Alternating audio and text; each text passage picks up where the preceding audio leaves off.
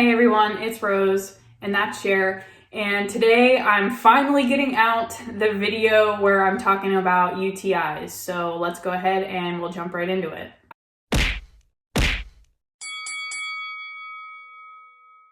So before I get started, I want to say I'm finally feeling the most like myself I've felt in probably a little over a week. So I wanted to jump on here and get this video out for you guys because I've been talking about it for too long now.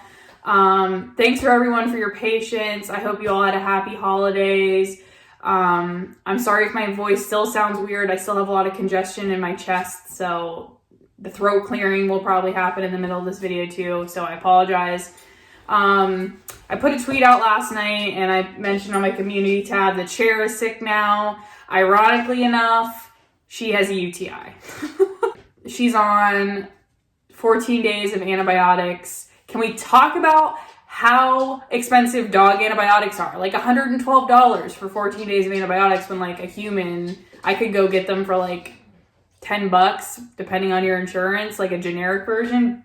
Come on, man. Anyway, so that's where I've been. That's what I'm dealing with. So I apologize that it's taken me so long to get a video out. And yeah. So let's jump into the info that I was able to find about UTIs. Right off the bat, disclaimer, I'm not a doctor. I'm not trying to diagnose anybody with anything. I'm a physical therapist. I have a doctorate in physical therapy. And I normally talk about medical subjects in regards to my experience with them, as well as the research that I've done. As far as UTIs are concerned, I don't have a ton of knowledge based on experience with UTIs. So a lot of this information will be coming from the research. I do have experience working with the older population that have UTIs, and I can tell you like what kind of happens with them as far as like mentation and function go with UTIs, but I don't know a ton of the, like science and logistics behind a UTI. So that's where the research is going to be coming in. So let's talk about what a UTI is. A UTI is an infection in any part of your urinary system.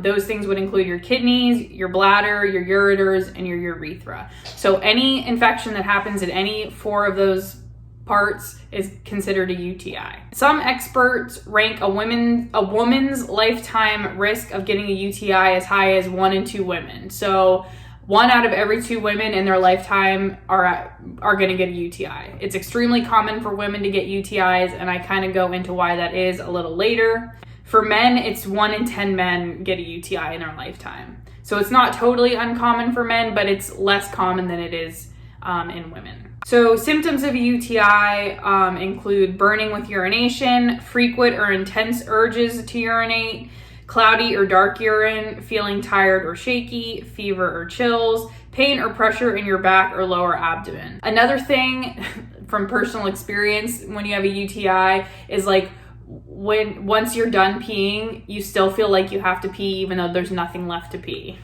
Sorry for the TMI. There are 3 different types of UTIs. It's the first being cystitis or bladder infection, which is the most common type, and you experience those symptoms that I talked about just a second ago.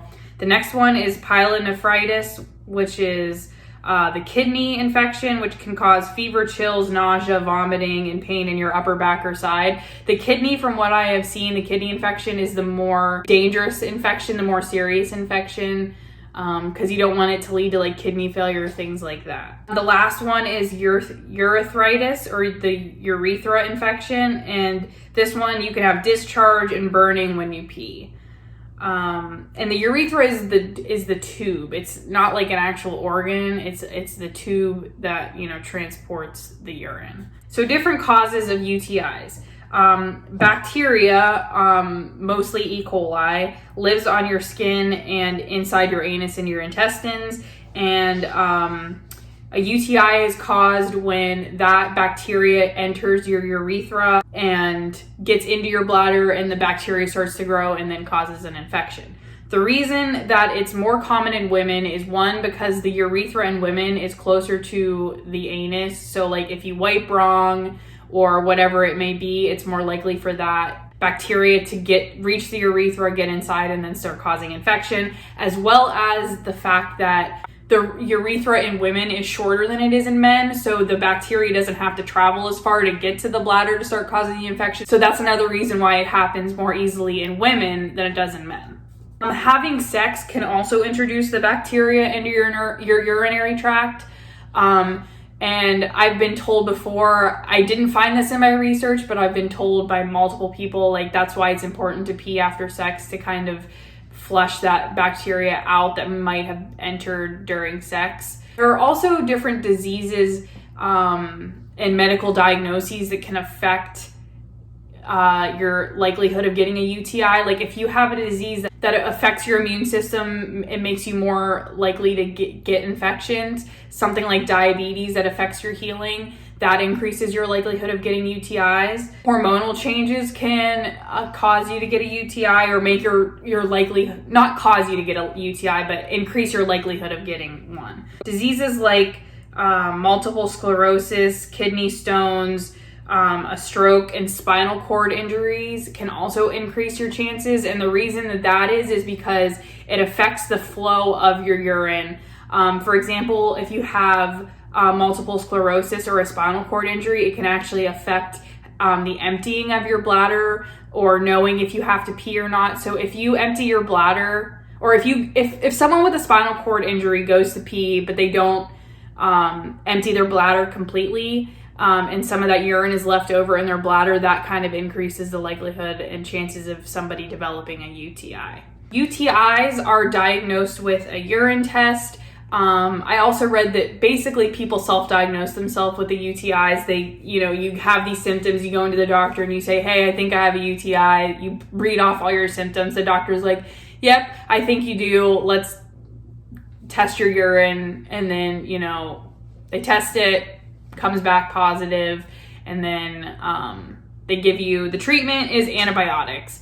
So usually oral antibiotics. I've spoken to before that if the infection is really bad, or you go through oral antibiotics and it doesn't work, they'll a lot of times give you another round. If you keep failing to the point, or if you keep getting antibiotics and they keep not working, they'll then go to IV antibiotics, which are stronger and a little more gung-ho about getting rid of that infection. As I mentioned before, I've worked with the older population that has had UTIs. This can actually cause dementia type symptoms, a lot of infections actually, if they, develop into like a staph infection or a more serious infection, for whatever reason, affect people's mentation. They get confused.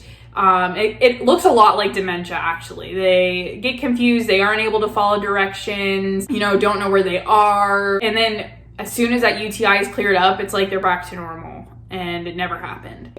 Obviously, outside of sex and the other causes that I mentioned, good hygiene is really important to help prevent UTIs. If you're not cleaning down there appropriately, the bacteria hangs out there, and it gives it even more of a chance to get into your urethra. So as far as Amber Lynn is concerned, if she isn't cleaning down there completely or totally, if she's wiping wrong, they tell women to wipe from front to back and not back to front, because if you wipe back to front, the chances of the stuff from your rectum and your intestines getting to the urethra increases. If Amber Lynn isn't able to do that because she can't reach her arm back there, if in the shower, etc., she's not cleaning completely, the chances of her getting a UTI increase. It also, if you've had a UTI in the past, your chances of getting another one are higher than if you haven't had one in the past. So I believe she's had at least one more that I can remember off the top of my head. So yeah, her chances of UTIs are gradually increasing with each thing I mentioned. So that is all of the information that I have on UTIs for today. If there's any questions about anything I didn't talk about that you want to know about, let me know in the comments and I'll try to get back to you guys. Thanks again, everybody, for your patience with me. I know it's been a long time since I've uploaded, so thank you for being here. Thank you for watching. If you liked it, please give it a thumbs up. If you're interested in hearing more from me, please subscribe and hit the notification bell so you get notified when I upload. I always leave my Twitter and Instagram link below, so you can follow me over there if you'd like.